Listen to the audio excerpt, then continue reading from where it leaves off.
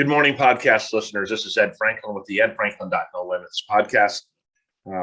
You can reach me at edfranklin.nolimits@gmail.com. Always looking for guests. If you want to be a guest or you know somebody that might be interested or be a good guest, I'd be happy to talk to them.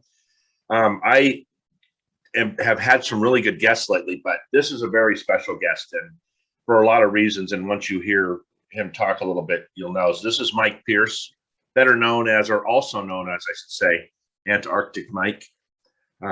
Mike is a public speaker, or talks to businesses and things about sales and leadership. And I actually met him at an IFMA luncheon, which is the International Facility Managers Association. And he showed up in a parka, and it was probably 100 degrees outside, and he showed up in a parka. So Mike, thanks. I know, man, you are one of the busiest people I think I might have ever met. So I really appreciate you taking the time out, and you're in your car, and you're doing me a huge favor to do this. So welcome to my podcast. Well, thanks for having me on. It's an honor to be with you and your listeners. We tried this a while back, and I had some major technical difficulties, and I was so angry. I was so mad about that when I was done. I called up Spectrum. They came over. The guy that rented the place to us had screwed up all the wiring in here. Plus, I'm hardwired in now, so I know I wanted to wring their neck because I know getting you was so difficult, and I had you there, and I couldn't make the technology work. So enough of that. There's 100 directions I could go with this podcast, and one of my mantra things that I do we tell stories, right? I try to talk to people about telling their story in life. Salespeople constantly forget to tell their story when they're on a call, and they have to be careful which story they tell, right? So I've told my bad story, right? The story that make you cry, or I can tell you the story of all the motivation I got from my parents and things. So you have an amazing story about a trip you made to Antarctica. It's wild, and I think maybe our time would be better spent if you didn't tell that story and we direct them to your website. So when you're going out speaking, what are your primary topics you're talking about when you're out there speaking to companies? Well, there's three things I'll address. Okay. Number one, I'm predominantly speaking to people who own and run companies. That's kind of my most frequent audience I visit. And so for those group of people, I talk about the subject of developing leaders for the purposes of finding, engaging, and keeping better performing people. Because the biggest thing that keeps these people awake at night is staff issues. Whether it's I've got vacancies that I have to fill, or how do I get more engagement, productivity, commitment, whatever you want to call it, from my current staff.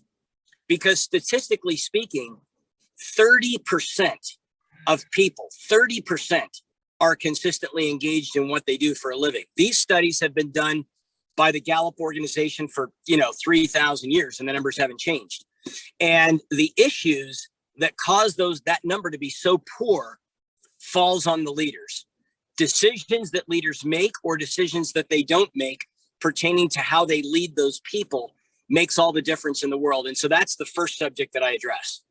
The second one that I address are sales issues, because I also know sales is the gasoline in the engine of every company, right? If nobody sells something, we're in trouble.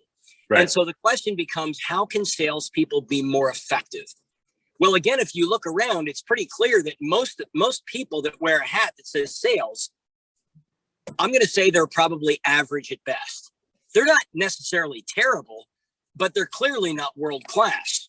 But they could be if they did some things differently. And so I talk about that.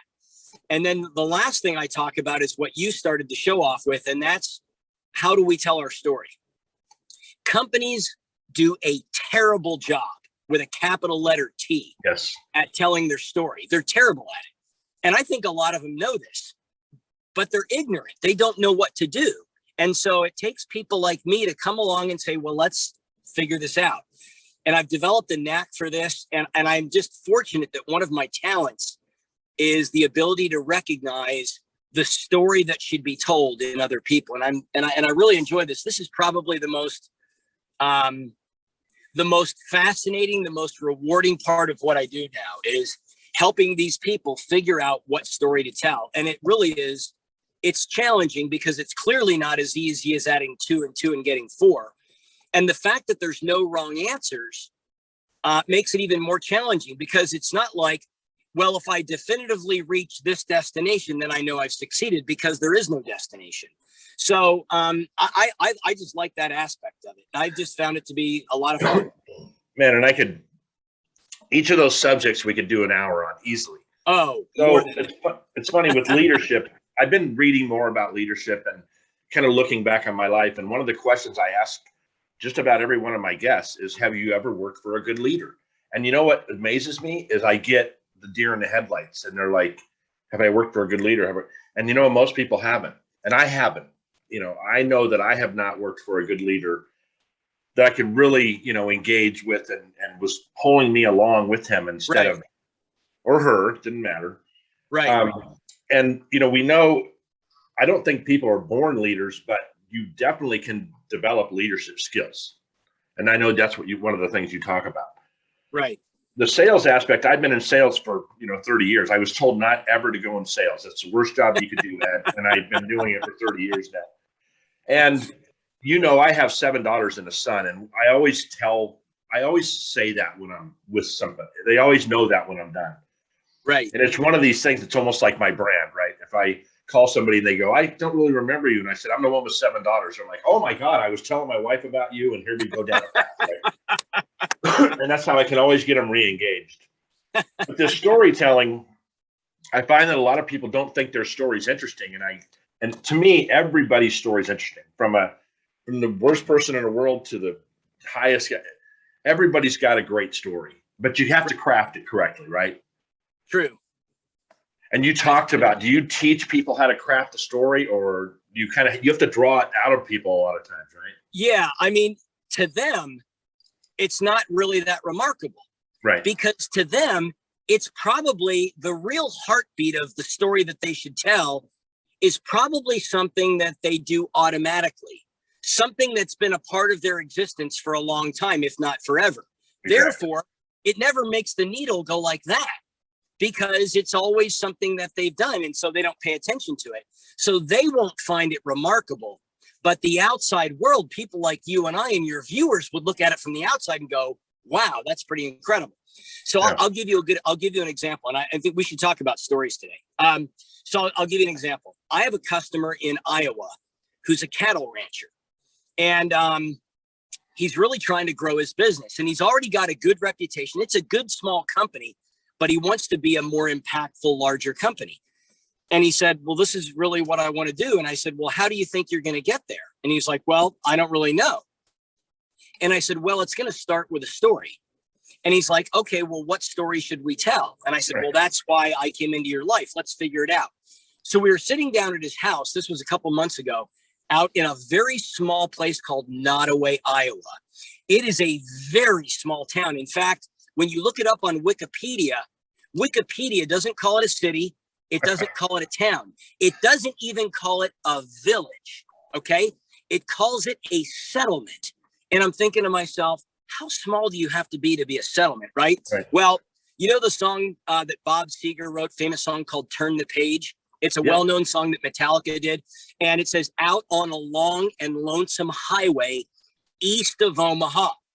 Well, I think they had Nottoway in mind, because Nottoway is due east of Omaha, Nebraska, by almost 100 miles out off Highway 34. I mean, it's really in the middle of nowhere. So this guy lives out there, and I'm spending the weekend with him, and we were talking about his story. And I said, well, tell me how you got into cattle ranching. And he says, well, I didn't have a very good taste of it growing up, because my father bankrupted 3 cattle ranches while I was a kid. So I mean, to me, cattle ranching meant disaster. So Todd, this guy's name is Todd Drake. So Todd grows up, with this bad taste of ranching in his mouth. So when he goes to college, he gets a degree in pharmaceutical meds.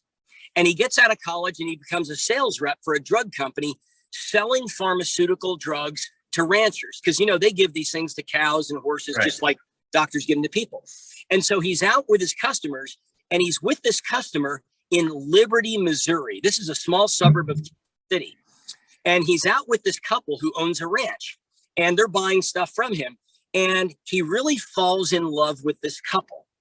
And I said, well, I guess they had like a great marriage. They had a great business. They had great kids, right? I mean, it was just kind of the picture perfect family that you'd want your life to pattern someday. And so he falls in love with these people to the point where he says, I'm going to be a rancher. If I'm going to be like these people, I got to walk in their shoes. So he and his wife, Christy, buy this piece of land in Nottoway, Iowa, and they develop this cattle ranch, and it becomes very successful very quickly. So successful that other ranchers in the area are calling Todd and Christy for advice. They're like, look, we'll hire you. We'll pay you to teach us. And now he's doing this in about a 200-mile radius around Iowa. He's touching ranchers in Nebraska and Iowa, and it's a great business. And I said, well, Todd, you know where your story sits? He says, no. I said, in Liberty, Missouri. I said, tell me about this couple. What is the name of this couple? Well, Jean Ann is the wife and Jonathan is the husband, and their last name is Neff. Okay, well, let's talk about Jonathan and Jean Ann. I said, what did you see in this couple that you fell in love with? And he said this: they have the discipline to start the day at 4 o'clock in the morning. And their attitude is they don't eat until the cows eat. And I stopped for a minute and I thought about what he said. And I thought about the metaphor, because I look for metaphors in stories. Metaphors are the real powerhouse part of a story. 100%. And I said to Todd, I said, think about this for a minute. Think about what you just said. The discipline to start at 4 in the morning and the cows eat first. I said, what parent or teacher wouldn't want their kids to grow up right with the discipline to start sooner than later and the discipline to feed the cows first? I said, if I say feed the cows first, metaphorically, what do I mean, Todd? He goes, put other people ahead of yourself. I said, ding, ding, ding. Yeah. Now we have a story. Now we have a story that people are going to go, I don't know where Nottoway is. I don't know what a farm is. I don't even like cows or bacon or milk. But you know what? I love these people in this story because that story is a picture of what I want more in my life and what I want more in my kids' life. And then they send the story and they send it and send it and send it, because this is what people do with stories, right? And I said, now we're going to develop. Now I said to Todd, watch this, Todd. Now we're going to develop a 2-day executive leadership program in Nottoway. It's going to take place in Nottoway. We're going to get CEOs from all across America, people who've never been on a farm in their life. And they're going to come to Nottoway for 2 days and they're going to spend a lot of money. And I said, guess what time their day is going to start? He goes, 4 o'clock in the morning. I said, that's right. They're going to start at 4 in the morning. And guess what they're going to do at 4 in the morning? They're not going to eat. They're not going to drink coffee because the cows eat first. We're going to teach this to them in a way they've never seen in their life. Okay, they're going to get up at 4 in the morning. They're going to put on the Dickies pants, the boots, the gloves in the dark, in the rain. They're going to start scooping poop and grabbing cattle feed buckets at 4 in the morning. And then they're going to, by 7 o'clock in the morning, they're going to look like they've lived in a mud bog for 3 years, right? They're going to look terrible. They're going to stink and they're going to have a bad attitude. Okay, then they get to take a shower and then they can eat breakfast and then our day will start. They'll do this for 2 days. And I guarantee you, they will go back. I mean, if all we do is put these people to work on a farm for 2 days and then say, thanks for coming out. Thanks for spending the 10 grand or whatever it was. Now go back and lead your people appropriately. Lead your people in the same way. They would learn more about incorporating these kinds of disciplines. And I said to him, the cows eat first is such a strong metaphor. I said, Todd, think about this for a minute. You look at the United States. You look at all the issues we're fighting over. I mean, it's pretty obvious we're polarized, right? You don't have to look very far to see this. And I said, no matter whether you go this way or that way or that way or that way, the issues that really are the problem are not the issues that are the stated issues. It's not this law or that law or left or right or masks or no masks or vaccines or no vaccines. Those are not the issues. You know what the issues are, Todd? We don't have enough people in this country with the discipline to start at 4 in the morning and the selflessness to feed the cows first. We don't have enough people like that in our world. If every person in this country by the time they turned 15, if they would have the discipline to start the day at 4 o'clock in the morning and the discipline to feed the cattle first, many of the issues that we're fighting over wouldn't even be on the map. And I said, this is a story that people will just fall in love with. The cows eat first. I mean, Simon Sinek wrote the book called Leaders Eat Last, right? I was just gonna bring that book up. That's right. Yeah, that's exactly right. This concept is not new. In fact, it didn't originate with Sinek. It originated in the Bible. If you think about this idea of putting other people first has been around forever. The problem is we just have fallen out of habit. We've gotten on a track that's taken us far from that. And so an experience, and I said to Todd, the magic of this is not the fact that you're coming up with something earth-shattering and brand new. You're just delivering it in a way that nobody's ever seen. I'd probably You're going to house it in a story that's your own story. And that's going to give you the authority and the credibility to challenge people to get up sooner than later and feed the cattle first. Yeah. Every sales book, in my opinion, plagiarized the Bible, right? It's when you go out to see somebody, if you take the approach that I'm going to go in and meet a new friend, don't talk about your product, nothing. Just go in and fall in love with that person and get them to fall in love with you. I did a speech on this to a chamber group about somebody loves everybody, right? There's somebody, a mom, a dad, or whoever. And you just have to know what those people love about you and deliver that to people. Yeah. Yeah, that falling in love is, and here's a funny thing. If you just said cattle ranch, I grew up in San Diego in the city. If you just said cattle ranch, I want to hear the story. I don't even care because I have no idea what that's like. But, when you have children, obviously you have to, everything comes first, and you get to a point. My wife and I are now raising 2 grandchildren, but they're not here on a weekend. I don't even know what to do with myself. I've been so used to taking care of people for so long.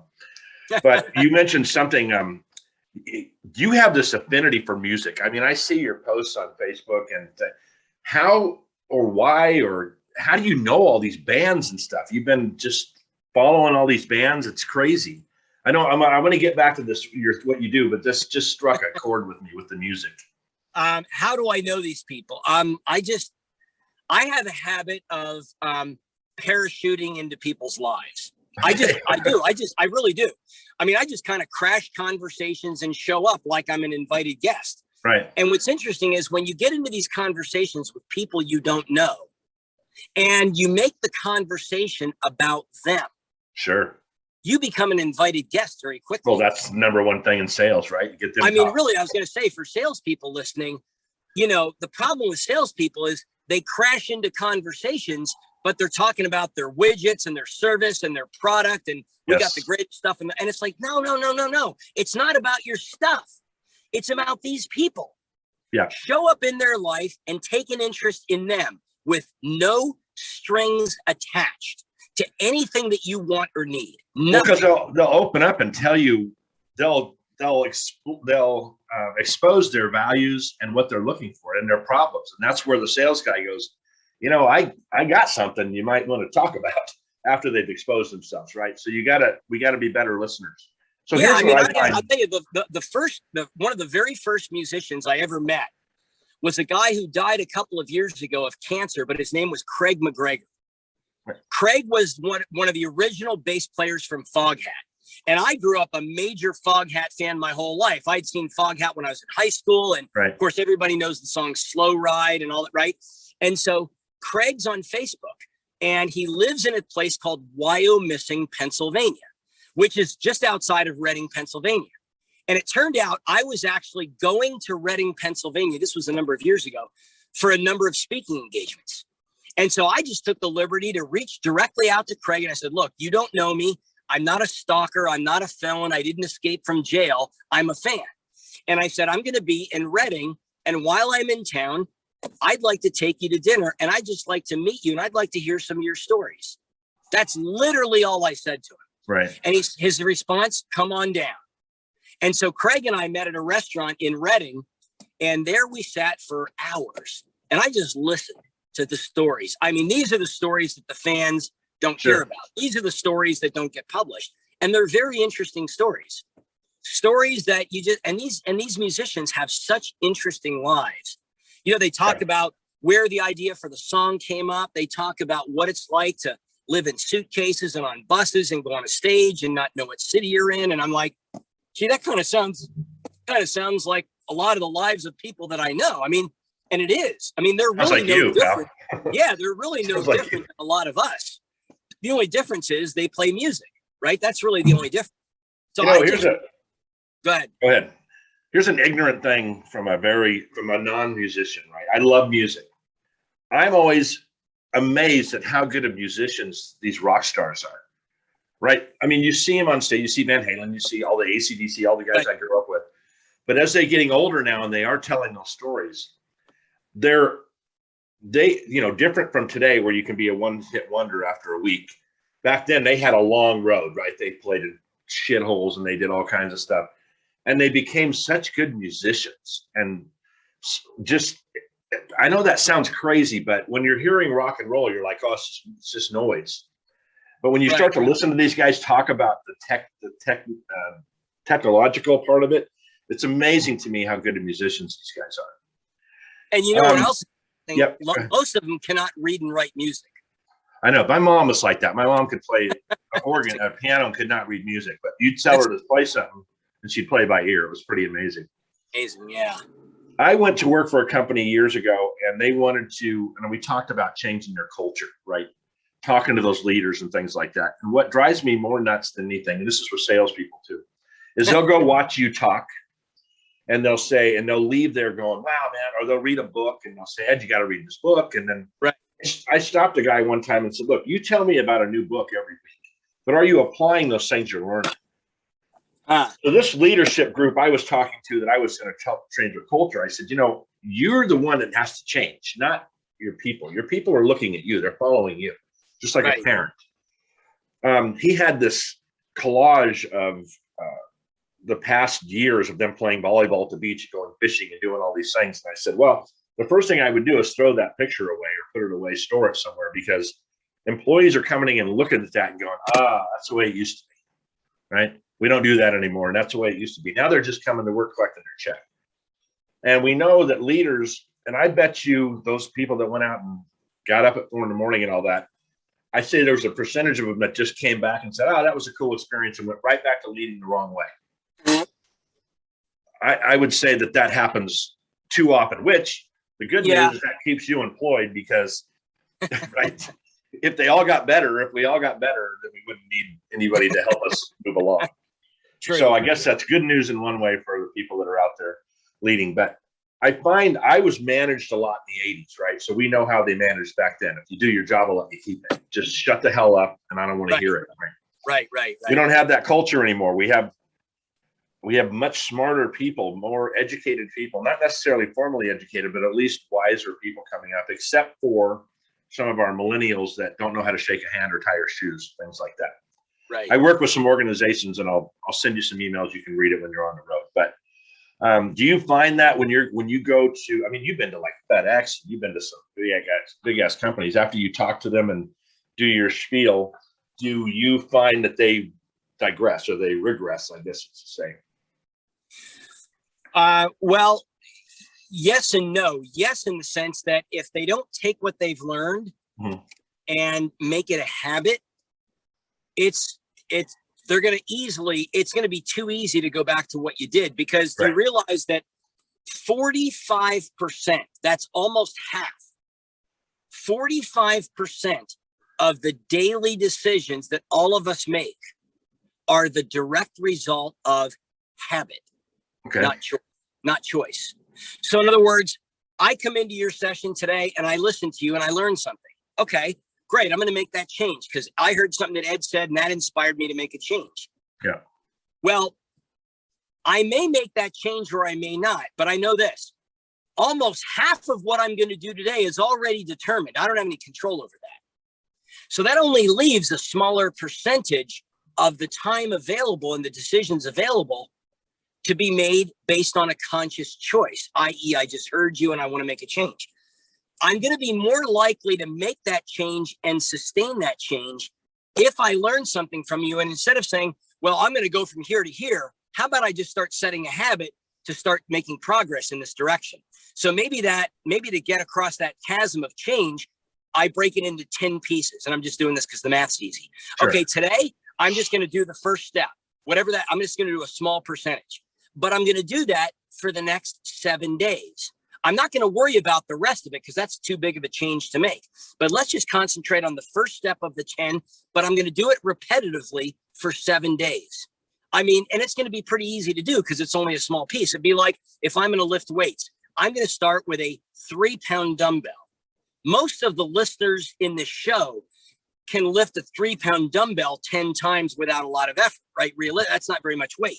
Sure. But if my goal is to get to 100, I can't go from today to 100, but I can go from today to 3. But the key is, do I do it consistently enough in small pieces to change my habits and my paradigms? Because then when I change the first one, now I can change the second one, and they start, right, little by little. A little becomes a lot very quickly, right? Just look at how people invest money, right? I mean, the principles are all out there, right? I mean, they teach us these principles. It's that small little pieces of progress consistently over time is what produces the change that you can actually sustain because your habits have changed. I talk about an author, Matthew Kelly, who's a dynamic Catholic, and he talks a lot about these stringing holy moments together, right? Do something Friday for 20 seconds. Don't even, just 20 seconds. Don't commit to an hour or 2 hours because you won't do it. If you commit to 20 seconds, you can pull off 20 seconds. Correct. And he says this is how saints became saints, right? They just kept stringing those holy moments together. Yeah. But the crazy thing is I want to get into the speaking world just like you. Mine is steered towards more youth. I want to take the 59 years I've lived and said, dude, I would not do that if I were you. And I'm going to tell you why. Because having all these kids, now that they're older and they'll talk to me, they didn't listen to me when they were 18, but they listened to my friend, right? And they'd say, hey, Dad, this guy just told me that. And I'm like, yeah, it's the same thing I told you last week, right? So I know there's young people out there that don't want to listen to their parents or you or whatever, but maybe since I have tattoos and whatever, maybe they'll listen to me and maybe we can help them get to that next level and understand that they will turn 30 and 40 and 50 and 60, 99.9% of the time. So that's kind of where my podcast is headed. So I don't know how quick you can tell this story about what you did in Antarctica when you ran a marathon, right? Or walked a marathon or did whatever. Right. And so I want to ask, it's a double-edged question and they're very different. First thing is, how did you get into public speaking? And you told me this last time, but it didn't get broadcasted. And secondly, how in the hell did you end up in the Antarctic? well, in a compressed thing. How did I get into speaking? I knew I wanted to do what I now do when I was a college freshman. I knew it. And I was at a seminar in Estes Park, Colorado. This was on Friday night, December 16th of 1983. And I'm in this seminar. There's 1,000 college students. It's like a Christian kind of a seminar. And I'm one of 1,000 kids. And the very first guy who spoke that night, just after 8:00 p.m., was a guy named Tom Brown. Tom Brown lives in Atlanta, Georgia today, and he's a very good friend of mine. And he, I can still picture this. Like I can see him taking the stage. Right. He was wearing a dark gray pinstripe suit with a fire engine red tie and a black leather Bible that looked like it had obviously been put to good use. So this guy takes the stage, and this guy within a minute had the attention of 1,000 college students. And that's I'm the key right there, yeah. We were riveted. And I'm like, this guy can tell stories like nobody I've ever heard. I said, I want to be like that guy. So that night, when all the seminar is now over for the day and the kids are all going to bed, because we have to get up and start early because it's a 3-day seminar. So they're going to bed to get up for Saturday. Right. It's now around 12 o'clock midnight. I left my dorm room and I went back to the auditorium and I found an unlocked door in the back of the theater. And I went into the theater. And I'm now behind the stage and I fumbled and stumbled my way up onto the stage in the dark. And I stood behind the podium where Tom Brown had stood 4 hours before. And I looked out across the empty chairs. There's 1,000 empty chairs. And the only thing I could see was the silhouette image of 1,000 empty chairs. The silhouette image was created by the faint green light emitted from the emergency exit signs above the doorways. Right. And I stood there, and as I looked out across the silhouette image of 1,000 empty chairs, I thought to myself, someday. Now, little did I know that that someday would take me, another 300 years to get to, but nonetheless, that's when the whole seed was planted. Now, your other question was, how did I get to Antarctica? Well, I knew I wanted to be a speaker. And so I was working in 2000, let's see, when was this? Around 1999 or 2000, I ended up working for a company, a big corporation, helping them to develop a recruiting program for their leaders and managers because they were terrible at it.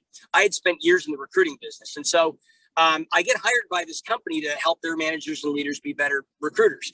And along the way, I start teaching this leadership course because they were like, we got to help these people be better leaders. So I'm teaching this leadership course. And I was in Bakersfield, of all places, up in, the central part of the state. Yeah. And I ran into this very unusual book in a bookstore just on a random visit. And the book was called Shackleton's Way. And I bought this book at that bookstore because I was intrigued as to how there's a lesson for leaders from some old time story in Antarctica, that took place hundreds of years ago. So I bought the book and I couldn't put it down. And so I became so inspired by these people that went to Antarctica 100 years ago. I said, I'm going too. And I'm going to walk in their shoes. I'm going to struggle and stumble and fumble like they did in Antarctica. So I signed up for this marathon. I mean, I was not exactly a marathon runner when I signed up for this thing. Right. And so I signed up for this thing. And man, I'll tell you, it was a battle and a half, mentally, physically, emotionally. I mean, in every way you can measure. And it gave me perspective on what my heroes did 100 years ago. Not to mention, now I have credibility to tell the story because I've been there. You can't really talk about it if you haven't been there. It's kind of like, it's hard for me to tell Todd Drake's story about the cows eat first. I didn't grow up on a farm. He did, right? So he's qualified to tell that story. I'm not. I'm qualified to tell the Antarctic story because I literally have been there. So that's what inspired me. So funny enough, I don't know how long ago this was, 5 or 6, 7 years ago. I want to be a public speaker. This is what I wanted to do. Same thing. We were watching a thing on Garth Brooks the other day, and he's got 1 million people in Central Park. And I'm like, dude, I could talk to 1 million people in Central Park. I don't know what I'd talk about, but I'd figure something out. I get with this guy that graduated from Annapolis, and he's a public speaker. He used to run one of the big motivational companies, and he took it worldwide and took him from $20 million to $40 million. And he says, well, Ed, the only problem is that you've never done anything. And I left him dejected. I'm like, shit, I haven't run a company. I haven't, at the time I hadn't run anything major. Right. And I just felt I was like, shit, man, that was a kick right in the nuts. Right. So I'm thinking I've raised $7 in San Diego and a son. I worked for different companies. I've been successful. I failed. I've done whatever, I've done all these things. Somebody has got to want to listen to me. Right. And as I started doing it more, my daughter fast forward to last year says, Dad, you used to start a podcast. You like talking in front of people. You like giving us advice, and you're good advice, and you get people pumped up. And so I said, well, what's a podcast? So I had to come back and find my mentor under 30 and say, how do I do a podcast? And tell me how to do it. So statistically, after 7 months, every podcast, about 85% of podcasts fail because people just stop doing them. So I'm in my 11th month. So I'm on my way. And I have developed a story, and I do have something. And you're right. I have not run a company, but I did raise $7. And most people can't say that. And I've done a lot of things that other people haven't done. And one of the things I was listening to a SEAL talk the other day. I had bought a bunch of books on Audible because my subscription was running out. And I was listening. I said, I can't relate to a SEAL. I love the stories, right? I love the motivational stuff. I love all the shit they talk about, getting sand.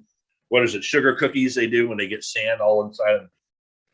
But I started saying, you know what? There's a lot of leaders in your neighborhood and in your family and in local places that we don't recognize as leaders because we're looking for that guy way up here that we really can't relate to. We're looking for Tom Brady's instead of a high school quarterback that shouldn't even be playing sports because he had some disease. I mean, we need to be looking locally for our heroes, right?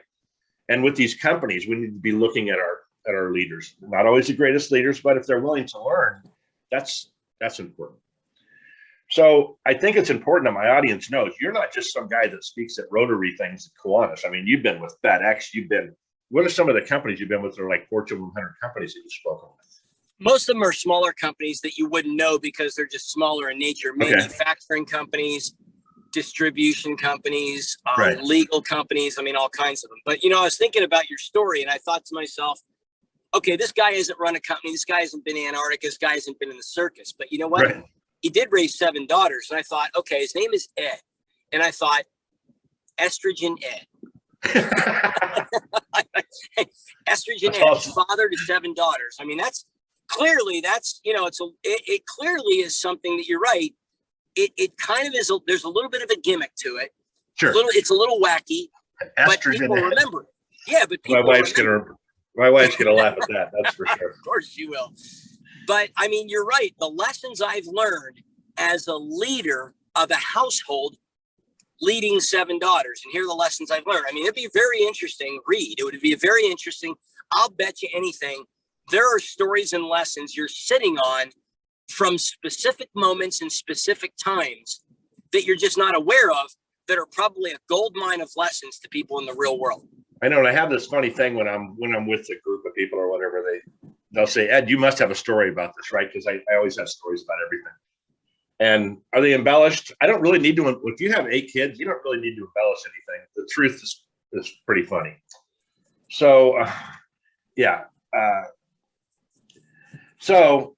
Your schedule's crazy. I know. I really appreciate you being on today because I know, dude, I follow you on Facebook and LinkedIn, and you're always doing this, doing that. You have great posts. I'm going to follow up when I do post this. I'll send you a link to where it goes. I'm telling you, people, you need to go to antarcticmike.com. It's an amazing story that this gentleman has. He's a great speaker. I'm telling you, and I'm not just saying because you're on my podcast, you're the best speaker I ever listened to. When I heard you at the IFMA group, I think I came up to you and talked to you and said, man, that was phenomenal. You got me in 30 seconds, right? And that's what I have to get better at, is getting that in that first 30 seconds or a minute. I got to be able to get people right there, because if you lose them after that, they're going to be on their phones, and now you got them. I've actually asked people to put their phones down in smaller groups and listen to me because I wasn't here to do it, to do that. So, man, like I said, I really appreciate it. What other bits of wisdom can you give us out there on, a couple hot points on leadership and sales? Oh, gee whiz. I mean, it's hard to answer in that short of time, but I was just thinking, getting back to, your desire to be a speaker. I was on a Zoom call the other day with 2 other colleagues of mine, 2 other speakers that are newer in the business than I am. Right.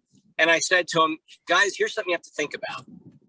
The first 15 seconds and the last 15 seconds. Yeah. It's the first and the last 15 seconds that are probably going to really make your speech great, because you got to get their attention right away in 15 seconds. And the last 15 seconds is what they're probably going to remember most. Right. And so I was picturing you, right, standing on a stage at the San Diego Convention Center or wherever the venue is, right? And there's, 4,000 people out there. And I'm picturing, hi, my name is Ed Franklin, but you'll know me better by Estrogen Ed. I raised 7 daughters. I led a household that raised 7 daughters. And what I'm going to do today is I'm going to tell you a few stories that came from the archives of raising 7 daughters. And the wisdom in these stories is the wisdom you're looking for right now that may not realize it, to solve the problems that you have, to tackle the challenges, to grow your life, to grow your business and grow your life and grow your marriage. And I'm going to give you 3 of them today. All of a sudden I'm sitting on, wow, 7 daughters. Yeah. The guy's going to tell me stories about this isn't like watching Fred Flintstone's home movies. No, this is real stories. And I think even better, stories where you screwed something up. Oh, stories where somebody. I'm going to tell you a quick one that I screwed up, but go ahead. drove the car into the wall, metaphorically, said the wrong thing, something where somebody screwed up, are usually the best stories, right? Where here's the lesson I learned from it. Let me tell you the biggest mistake I ever made with 7 daughters as a dad. Here's the biggest mistake I ever made, but the biggest lesson I learned. Boom. And here's a quick one, and I know this is about you, but when our daughters were in school, they would dress code the girls, right? If they had spaghetti straps on, they'd make them wear a t-shirt at school. And some of my daughters would slip out of the house or change clothes when they got to school, right? Right. And I remember one time we had it upstairs, so they came downstairs, and one of the girls, I said, get your ass back upstairs and change clothes. You're not wearing that to school, right? And I started thinking about that later and said, you know what? I ruined that kid's day that day. She went to school, got in the truck, didn't talk the whole way, and we always had a nice conversation. And it was me going too quick, right? Instead of saying, you know what, maybe you're so pretty already. Why do you need to dress like that? Maybe a little something more conservative. If I would have approached it that way, she would have had a better day. And we do this as leaders, right? Why are you fucking late, right? They're 5 minutes late. Why are you late? And now the whole day is like, you know, you can see their shoulders just kind of go. It's that, how we're approaching people. What attitude are we putting out there for people? But yes, you're right. And that's great advice. When people hear this, I'm probably going to get some kick. That's probably going to be my new nickname, Mike. Thanks. Estrogen Ed. Anyway, dude, I know you're busy. I can't thank you enough for being on here. I'll promote your website and do everything I can when I start posting this. But if you get bored, follow me on YouTube. The last person I did an interview with, his name is Mark Gammon, and he runs Cap America, these hats, because I sell promotional items too. And he's friends with you on LinkedIn. He's out of St. Louis, right? Yes. Yeah, and I asked him, he says, well, I really don't know him, but I said, you really need to know Mike. If you guys got together, yeah, you'd have a really interesting, because when I emailed him about being on here, I said, you know, how do you know Mike? You know, because I know him because he lives in San Diego, and I met him at this IFMA thing. So he's really a guy you should connect with. He has a company. He runs a company of about 400 in Missouri, and one of his problems is he only has about 4,000 people to draw from. Right? He's just really small town. I've never lived in a small town, so I don't know what it's like. But anyway, I really appreciate you. I follow you, and my listeners need to follow you too. I'm going to close this out. Stay on for just 1 second. So Mike Pierce, Antarctic Mike, you have to go to this guy's website, antarcticmike.com. I'll advertise it in the notes when I publish this too. Ed Franklin No Limits podcast. We talk about limitations, storytelling, excuses, which you shouldn't be making all the time, and self-esteem. We want to get that self-esteem built up. It's the worst it's ever been in America right now. We need to pump our youth up.